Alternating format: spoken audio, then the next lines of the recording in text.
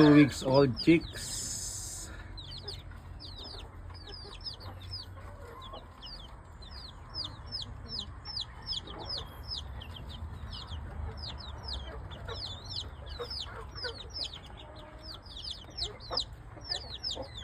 Ang kanilang nanay nabili ko lang sa palibot ng mga kapitbahay.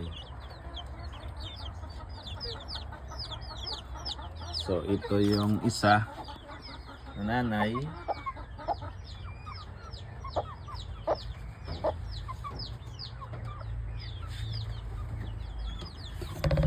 Ayun ang isa. Ayan siya.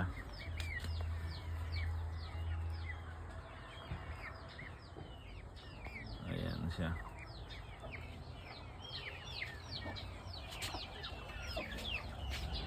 Dito lang muna sila hanggang maging 2 months.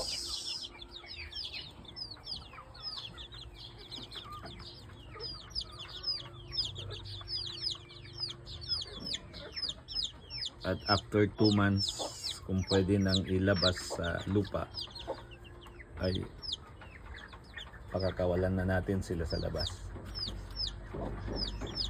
Pero syempre nakakulong pa rin, nakanet sila palibot para makontrol din natin sila kung saan sila pupunta, kasi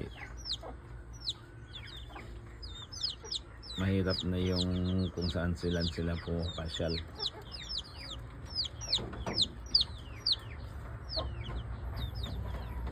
Update ko kayo kung